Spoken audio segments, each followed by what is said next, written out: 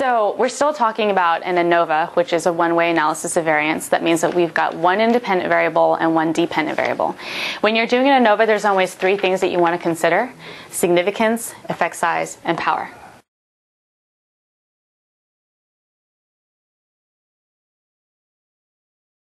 Significance, effect size, and power.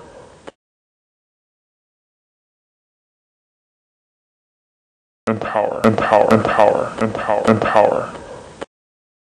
Significance, effect size, and power. So this week we're talking about power, which actually relates to sensitivity. How sensitive is your test in being able to detect that you have a difference if you really have one? In statistics, there's the law of large numbers, which means that the greater your sample size, the more accurate you're likely to be, which relates to the more power you have, or the more sensitive your test is to detecting a difference if you really did have one. This is a conceptual formula. It's not to be used mathematically, meaning you don't actually put your sample size and effect size and within group difference here to find power. This is just something that will help you understand the relationships between each of these ideas. So as power increases, sample size increases, meaning if we don't have enough power in our study, we can always increase the sample size to get more power.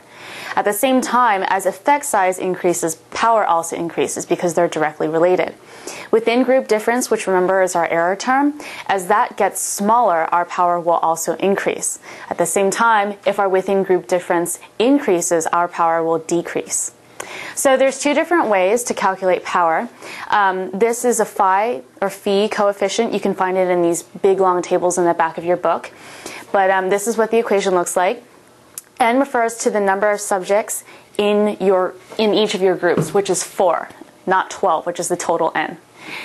This is the effect size that we calculated from last week, which is 0.443. So you just put it into the equation and you get a phi coefficient of 1.78. And this is when you would go to the back of the book and look it up.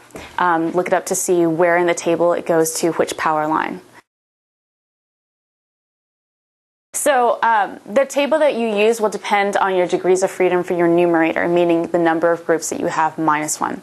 In this case, it's 3 minus 1, or 2. And that will determine which table you specifically use. So this will give us a power of around, a phi coefficient of around 1.78. If you look in your table and follow the lines, you'll get a power of just under 0.8, which is usually what we're going for.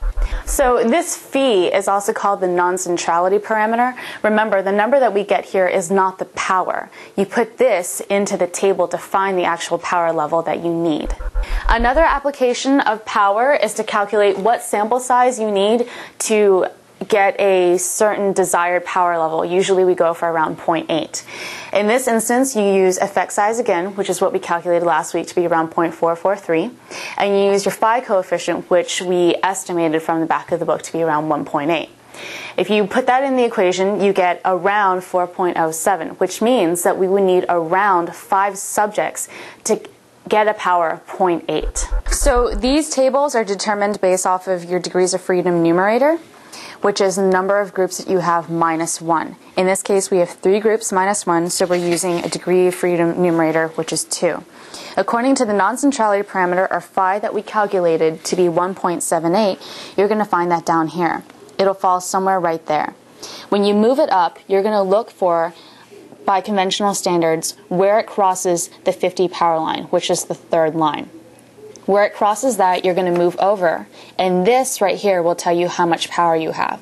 So our phi of 1.78 crosses the 50 power line around somewhere just underneath 0.8 power. We use the 50 line because it's the accepted standard convention.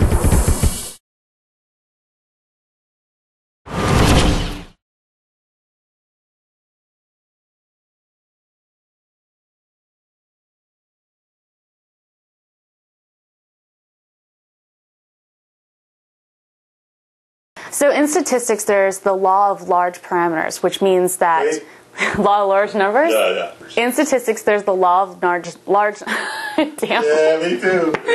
Okay. Good.